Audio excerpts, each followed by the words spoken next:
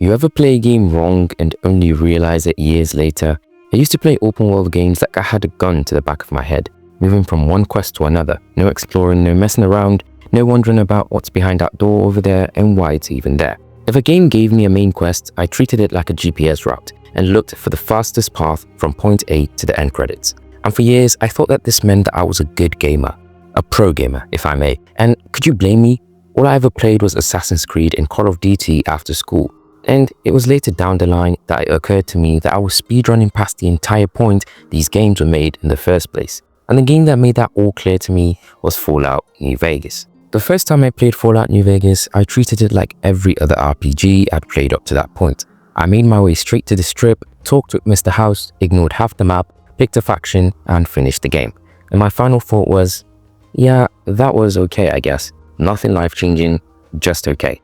And everyone online was calling this the greatest RPG ever made, while I'm sitting there wondering why the game didn't give me that feeling. Now, there's obviously nothing wrong with not liking a game at all, but this was different. I didn't hate it, but I just didn't get the hype. Everyone but me seemed to have enjoyed this game.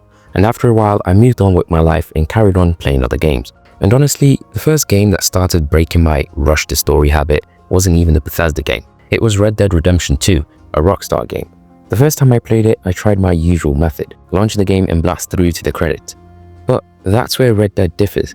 The game moves slow, painfully slow if you're impatient. Arthur works slowly and the animations take forever to complete. Looting a drawer feels like a genuine real-life drawer. And at first I was like, why the fuck is this game taking so long to complete a basic action? And tell me why I had to see what way the protagonist was going to split the balls of an animal he just skinned. Or whatever it is that happens in these games. But then something flipped. I stopped sprinting everywhere and checking my phone every 2 minutes while playing. I started riding my horse slowly with no destination, just admiring the landscape. And that's when Red Dead 2 became different. I'd run into random strangers, find cabins with creepy aliens, or stumble into entire mini-dramas in the wilderness. One time I set out to do a mission and instead spent like an hour hunting a legendary animal that I didn't even need. And that's when I realized the world felt alive whether I touched the story or not. The NPCs had routines, towns changed with time, and random encounters felt natural. And most important of all, my horse's balls shrunk depending on the weather. What the fuck am I saying? It didn't feel like a map full of activities. It felt like a place, an actual living, breathing place teeming with life. Red Dead was the first game that made me slow down and think, maybe I'm not supposed to rush these worlds. And that mindset is exactly what made Bethesda games click for me later, because Bethesda's open worlds reward the same thing, patience and curiosity. Now fast forward 6 years later to 2024 and the Fallout TV show had just started airing and everybody was back in Fallout mode. Lore videos were dropping everywhere and New Vegas discourse was back from the dead. And with that, a new flood of fans started pouring into the fan base, and seeing how these new fans were enjoying the games, I decided to give it another go myself too to see if I could rekindle that old flame.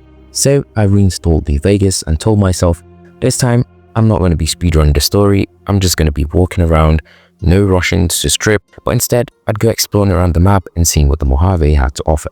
And oh my god, not even exaggerating, it felt like a whole new game altogether. That's when the game clicked and I started finding random vault experiments, weird side quests with insane moral choices, and little environmental stories that never get explained out loud. You walk into a shack, there's a skeleton in the bathtub with chems and a toaster next to it. No quest marker, and nothing explaining it, not even an NPC. Just figure it out yourself, buddy. And somehow that hits harder than half the main quest of the game. That was when I realized something. Bethesda-style games don't reward beelining the story. They rewarded curiosity. And so I thought, maybe it's just New Vegas. Then I replayed Fallout 3. Same thing. The main quest about your dad is cool, sure. But the places I remember the most were totally left up to you, the player, to discover. Places like Tranquility Lane, the Republic of Dave, and the horror of living in Vault 77. Fucking hell, wouldn't want to be that guy. And then came Fallout 4. You're supposed to be searching for your kidnapped son.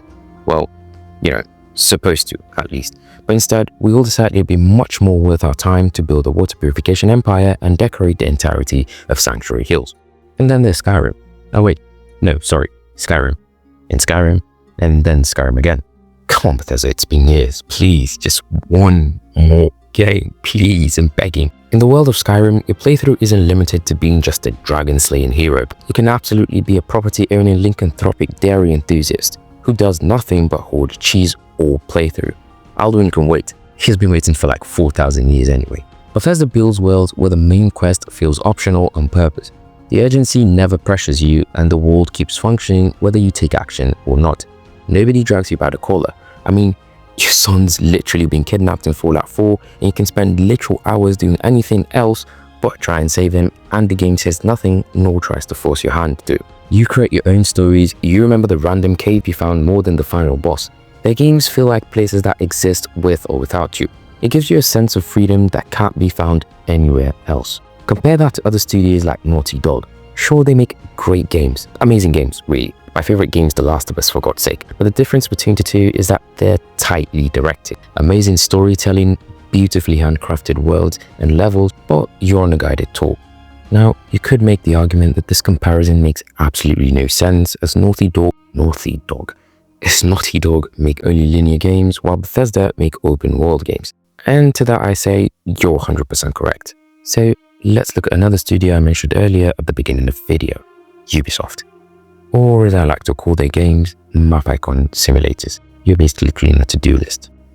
They just hold your hand and tell you where to go. It generally has become a terrible and boring formula. Bethesda, on the other hand, just drops you into a world and says, alright, go get your ass lost and forget about your fucking son. Yeah, I have a problem with my son, sorry. If you're enjoying the video so far, subscribe. Each subscription adds a year to Howard's total lifespan. Although, I just realized that means some of you just unsubscribed. And sure, the games are janky, like seriously janky, but that chaos adds to the stories, the charm, as they say. Every Bethesda player has that one moment where something totally absurd happened and it became a cool memory. And from Bethesda's perspective, this keeps you playing longer and replaying and coming back to their games decades later. People don't just beat Skyrim and drop it, they live in it. Some players still haven't finished the main quest after hundreds of hours.